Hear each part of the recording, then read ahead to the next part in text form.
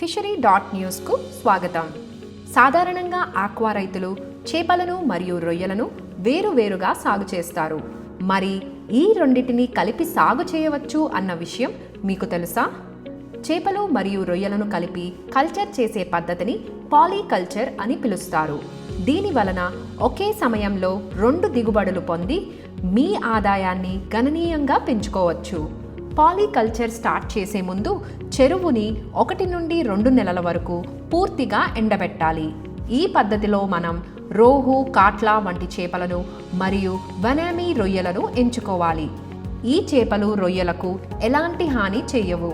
1 ఎకరానికి 1000 నుండి 2000 రోహు, 200 నుండి 300 వరకు కాట్లా వేసుకోవాలి. వనామీ రొయ్యల అయితే 25,000 నుండి 30,000 వరకు వేసుకోవచ్చు. ముందుగా చేప పిల్లలను వదిలి 20 రోజుల తర్వాత రొయ్య పిల్లలను వదులుకోవాలి.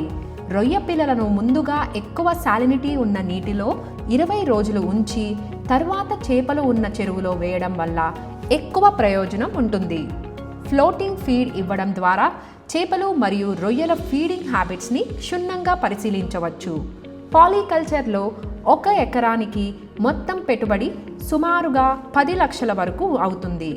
ఈ పద్ధతిని అనుసరించడం వలన కాలుష్యం మరియు నీటి అవసరత గణనీయంగా తగ్గుతాయి. మరి మీరు కూడా పాలీకల్చర్ చేసి అధిక దిగుబడి మరియు లాభాలను చవిచూడండి. మరిన్ని అప్డేట్స్ కోసం fishery.news ఫాలో అవ్వండి.